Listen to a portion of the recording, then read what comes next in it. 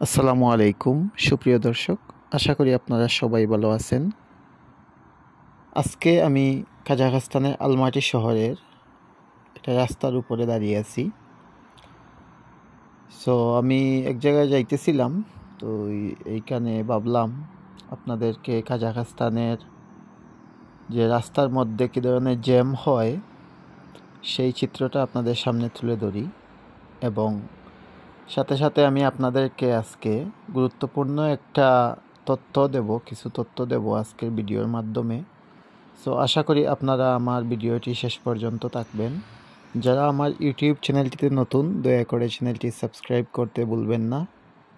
সুপ্রিয় দর্শক, আপনারা দেখতে পারতেছেন আমি একটা রাস্তার উপরে ওভারব্রিজের উপর দাঁড়িয়ে আছি, এবং আমি আপনাদেরকে আজকের ভিডিওর মাধ্যমে আমি এই রাস্তার চিত্র, কিভাবে গাড়ি যাতায়াত করতেছে, কেমন গাড়ির সংখ্যা এবং কতক্ষণ পর্যন্ত গাড়ি যানজটের মধ্যে পড়ে থাকে, সেই সব বিষয়ে আপনারা জানতে পারবেন, দেখতে পারবেন, এবং পাশাপাশি কাজাখস্তান সম্পর্কে গুরুত্বপূর্ণ তথ্য আপনারা জানতে পারবেন। সুপ্রিয় দর্শক, আপনারা জানেন বর্তমানে কাজাখস্তানে প্রচুর বাংলাদেশি মানুষ আসতেছে, বাংলাদেশ থেকে বিভিন্ন ভিসা নিয়ে আসতেছে। যেমন কেউ স্টুডেন্ট ভিসা নিয়ে আসতেছে, কেউ ওয়ার্ক পারমিট, কেউ বিজনেস ভিসা। বর্তমানে যেহেতু ওয়ার্ক পারমিট ভিসাটা হচ্ছে না, সেহেতু বিভিন্ন অন্যান্য সব ধরনের ক্যাটাগরি ভিসাতেই মানুষ আসতেছে, এখানে কেউ ওয়ার্ক পারমিটে কনভার্ট করতেছে।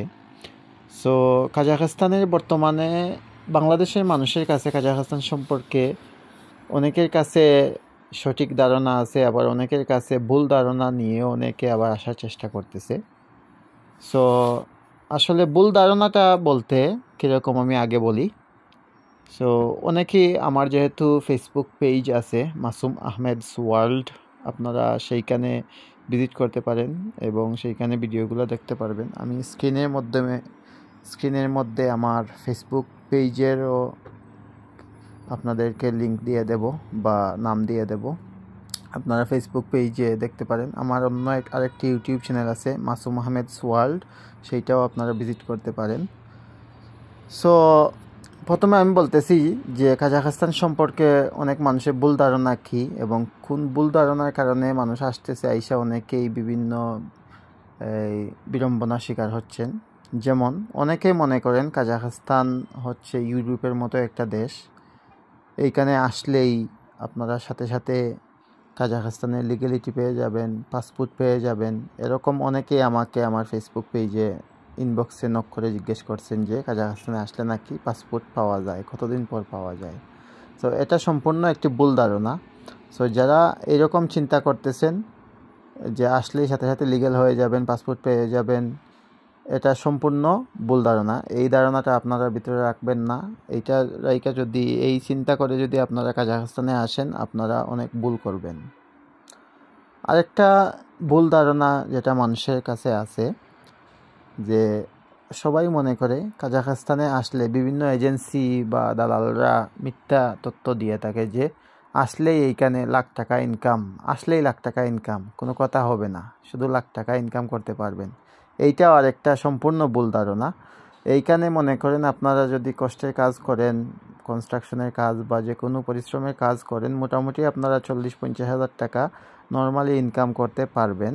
তবে আপনারা যদি দক্ষতা থাকে, বিভিন্ন ধরনের কাজের দক্ষতা থাকে, তাহলে আপনারা হয়তো আরও বেশি টাকা ইনকাম করতে পারবেন। এটা আমি আসলে বলতে পারবো না কত করতে পারবেন, তবে ভালো টাকাই ইনকাম করতে পারবেন। সবার তো আর দক্ষতা নাই, যারা আসতেছে বেশিরভাগ মানুষই অদক্ষ। অদক্ষ যারা আছেন, আপনারা যে কোনো কাজ করতে পারেন, যেটা পাবেন সেটাই করবেন। আসলে আপনারা 40-50 হাজার টাকা এরকম ইনকাম করা সম্ভব। আবার আরেকটা জিনিস, অনেকেরই ভুল ধারণা আরেকটা আছে, যেটা হচ্ছে গিয়ে কাজাখস্তানে আসলেই নাকি ইউরোপে যাওয়া যায়, এইখানে 1 মাস থাকার পরেই ইউরোপে অ্যাপ্লাই করতে পারবেন, ইউরোপে চলে যাবেন। এইটা আরেকটা ভুল ধারণা। আপনারা জানি না, আপনাদের যারা কাজাখস্তানে আছেন অনেক দিন যাবত, নতুন যারা আসছে ওরা বলতে পারবে না। যদি পুরাতন কেউ থাকে আপনারা জিজ্ঞেস করতে পারেন যে বর্তমানে কাজাখস্তান থেকে ইউরোপে যাওয়াটা অনেক কষ্টকর বা অনেক হার্ড ভিসা পাওয়াটা। কাজাখস্তান থেকে যেহেতু বাইরেও যাওয়া যায় না ইউরোপে, সেহেতু ভিসা নিয়ে যেতে হয়। আর ভিসা এখন সোনার হরিণের মতো। এখানে এই করোনা শুরু হওয়ার পূর্বে কাজাখস্তান থেকে প্রচুর ইউরোপের ভিসা হইতো। অনেক সহজসাধ্য ছিল, কিছু টাকা পয়সা খরচ হইতো, কিন্তু ভিসা পাওয়া যেত।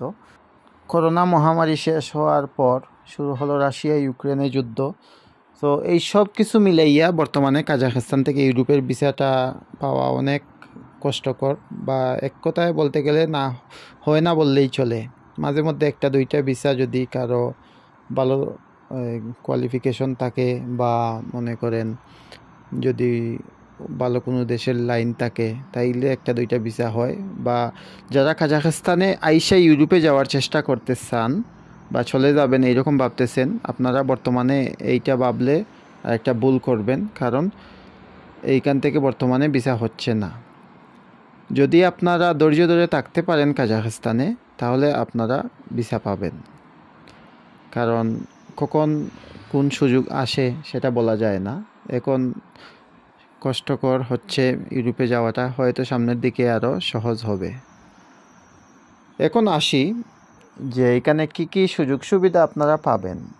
যেমন কাজাখস্তানে যদি কেউ আসেন, আপনারা লিগ্যালভাবে যদি থাকেন, এখানে যদি ভিসা নিয়ে আপনারা থাকেন, ওয়ার্ক পারমিট ভিসা বলেন বা স্টুডেন্ট ভিসা বলেন, লং টার্ম ভিসা নিয়ে থাকলে আপনারা যে কোনো জায়গায় কাজ করতে পারবেন।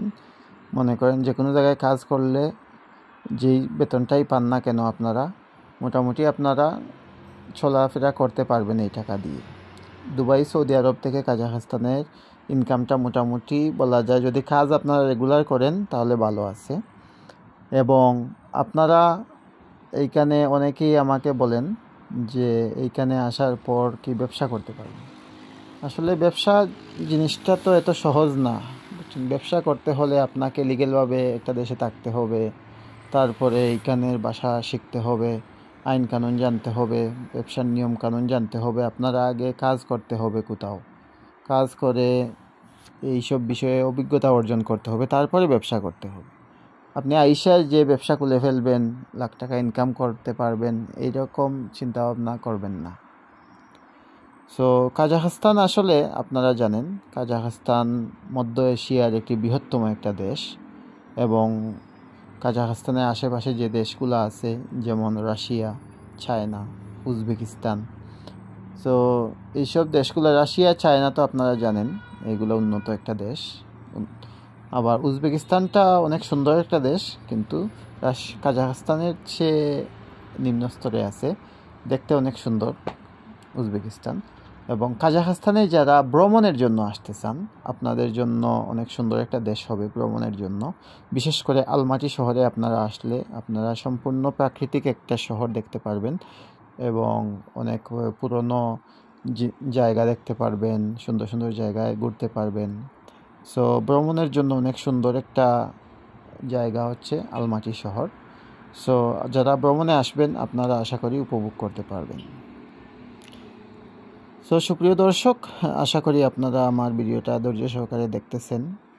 সো আমার ভিডিওর মাধ্যমে যদি কোনো ভুলভ্রান্তি হয়ে থাকে, আপনারা অবশ্যই ক্ষমা সুন্দর দৃষ্টিতে দেখবেন। সুপ্রিয় দর্শক, ভিডিও শেষ পর্যায়ে আমি আরও একটা গুরুত্বপূর্ণ তথ্য আপনাদেরকে দিয়ে রাখি।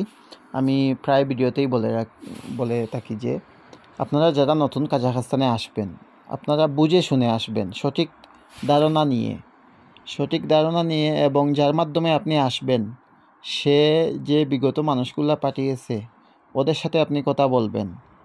ওদের সাথে কথা বইলা দেখবেন যে ওরা কি কথা ঠিক রেখেছিল, এবং ওদের আসতে কি কোনো সমস্যা হয়েছিল, বা আসার পর কী ধরনের সুযোগ সুবিধা করে দিছিল ওদেরকে।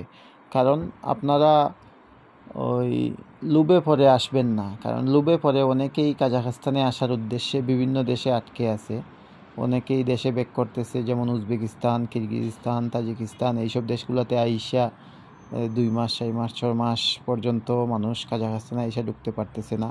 আবার কেউ আইসা ঢুকলেও বিজনেস ভিসায় আইসা এখানে দেখা গেছে ওয়ার্ক পারমিটে কনভার্ট করতে পারতেছে না, দালাল করে দিচ্ছে না, বা যে কোনো কারণে হচ্ছে না। সো ওরা অবৈধ হয়ে যাচ্ছে। প্রচুর বাংলাদেশি কাজাখস্তানে অবৈধ আছে।